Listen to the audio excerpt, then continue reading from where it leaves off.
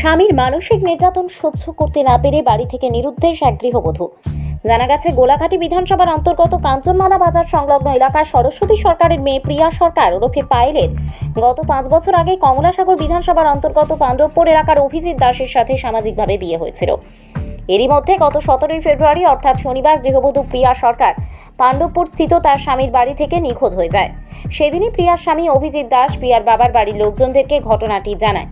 সমস্ত জায়গায় খোঁজাখুঁজি করার পরেও গৃহবধূ প্রিয়া সরকারের কোনো সন্ধান না পেয়ে নিখোঁজ গৃহবধূর স্বামীর বাড়ি এবং বাবার বাড়ির তরফ থেকে পৃথকভাবে আমতলী থানায় নিখোঁজ ডায়েরি করে। পুলিশ তাদেরকে আশ্বস্ত করেছে তাকে খুঁজে বের করার চেষ্টা করবে। আজ 3 দিন হয়ে গেলেও গৃহবধূ প্রিয়া সরকারের কোনো সংবাদ না পেয়ে তার পিতার বাড়ির লোকজন সোমবার সকালে সংবাদ মাধ্যমের দ্বারস্থ হয়ে অভিযোগ করেন যে স্বামী অভিজিৎ দাস বিয়ের পর থেকেই প্রায় সময় তার উপর মানসিক নির্যাতন করত। তার ইচ্ছা অনিচ্ছার কোনো মূল্য ছিল না স্বামীর কাছে, যার ফলে স্বামীর ওই মানসিক নির্যাতন সহ্য করতে না পেরে শনিবার স্বামীর বাড়ি থেকে আচমকা নিরুদ্দেশ হয়ে যায় সে। তাই সংবাদ মাধ্যমের দ্বারস্থ হয়ে তারা তাদের মেয়েকে অক্ষত অবস্থায় ফিরে পেতে পুলিশ প্রশাসন সহ সকলের কাছে আর্জি জানিয়েছেন। কি ছিল ঘটনাটা? ঘটনাটা হয়েছে আজকে 3 দিন হয়েছে। আমি বাগনি আজকে নিখোঁজ। বাগনির জামাই আইসে রাত্রে 10টা 15টার দিকে আইসে। সেটা প্রথম গেছে আমার বাগনের বাইককে হেন খোঁজ করে আইসে, কইছে হেন নাই। আমরা বাড়িতে আইসে আইসেটা কইতাছে মামি মামা কই, আমি কই বাইরে। তারপর কইতাছে এই ফাইলটা তো পাওয়া যাইতেছে না। আর কি নাম বাইতে আমরা ফাইলটা কি। আচ্ছা আচ্ছা। তো মানে কইতাছে এটা তো পাওয়া যাইতেছে না। তাহলে কি হয়েছে পাওয়া যাইতেছে না, কি কারণে কোনো কাজে রাজ্যে হয়েছি নি বা কি কারণে হ্যাঁ বাড়িতে নাই। এরপরে কাজে রাজ্যে কিছু হয়েছে না, তাহলে কাজে না হইলে বাড়িতে নাই কি লিখবা, বাড়িতে কেউ নাই নি বাড়ি বাড়িতে নিয়ে গেছে। তো আমি বামুরটা কাজও গেছি, কাজের থেকে বাড়িতে আইসি। সেটা তো বাইকে হরণ দিতেছি।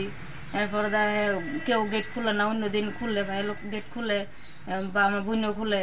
এরপরে দিন কেউ খুলে না গেট। এরপরে বইনে অনেকক্ষণ পরে বলে গিয়ে সেটা গেট খুলছে পরে তখন কইতাছে কই পাইল কই। এরপরে কইতাছে বদি তো হয়ে গেলো মনে ঘুমা, আমি তো মোবাইল টিপতে টিপতে ঘুমাই গেছি গা। বইনটা কইতাছে। কোন জায়গাতে বিয়ে দিছিলেন? পাণ্ডবপুর। পাণ্ডবপুর এটা কোন জায়গাতে? পাণ্ডবপুরে ব্রিজটা যে আছে না, ব্রিজটার নামের সামনের দিকে যে রাস্তাটা গেছে নিচের দিকে, এটা সোলিংটা। হ্যাঁ, স্বামীর নাম কি? স্বামীর নাম অভি দাস। কি অভিজিৎ দেয় না, অভি দেয় আমার অভিটাকে একেবারে। তো এরকম আর কি। তো এরপরে কইছে পারে, তো আমি এরপরে গেছি তখন খুঁজেছি আর কি। মারা তো চা বানাই দিয়ে গেছে, সন্ধ্যার সময় চা খাইছে, ফাইল চাটা বানাই দিছে। বিয়ে দিছিলেন যে কয় বছর হইব? বিয়ে দিছে যে মানে এটা তো 4-5 বছর হয়ে যাবো গা। প্রথম লকডাউন যখন আসলো তখন বিয়ে হয়েছে। আচ্ছা আচ্ছা। আপনার এই এলাকাটার নাম কি?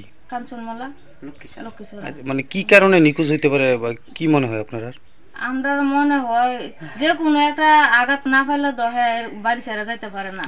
অশান্তি অনেকদিন ধরে এরকম চলতেছে, কিন্তু কেউ প্রকাশ্য করে না আর কি। আমরা লোকে অনেকদিন কইছে হ্যাঁ মামি এমন করে, খুব কষ্ট হয়, মানে সব কষ্ট দেয়। কষ্ট দেয় বলতে কিছু মানে হ্যাঁ কইতে পারে না। যেমন মনে করেন যেমন একটা কাজের লোক যেরকম বাড়ির ভিতরে থাকে সে এরকম করে বলে থাকে, মানে স্বামী স্ত্রীর যেরকম একটা মিল আছে না এরকম না। হ্যাঁ বলে এক ঘর থাকে। আপনারা কি মনে হয় এই অশান্তির কারণে কি?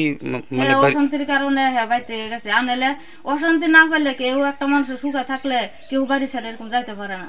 আচ্ছা আচ্ছা। সন্তানও নাই। থানাতে জানাইছেন নি বিষয়টা আপনারা? থানাতে আমরা এখানে জানানোর আগে জামাই আগে থানাতে জানাইছে, থানাতে গিয়ে জানাইছে। আপনারাও জানাইছেন? হ্যাঁ আমরাও জানাইছি। আচ্ছা, কোন থানাতে জানাইছেন এটা? আমতলী থানা। আচ্ছা, এখন কি চান আপনারা বিষয়টা? এখন আমরা বিষয়টা চাই আমরা মায়া যাতে আমরা সুস্থভাবে ফেরত চাই। আচ্ছা, মানে যে নিখোঁজ এর মা বাবা আসেনি? এর মা বাবা আছে, বাবা থাকা মানে আগে অত আগে এরকম খোঁজ খবর এরকম কথা না, কোন চাই হয়েছে বলছে মা বাবা আছে সৎমা। আচ্ছা হ্যাঁ, নিজের মা নাই। আমরা মামার বাড়ি বড় হয়েছে হ্যাঁ এখানে ছোটবেলা থেকে এখানে লয়ে আইছে, কিন্তু এ মা ও মানে ইয়ে করে। নিজস্ব প্রতিনিধির রিপোর্ট, ত্রিপুরা পাইওনিয়ার।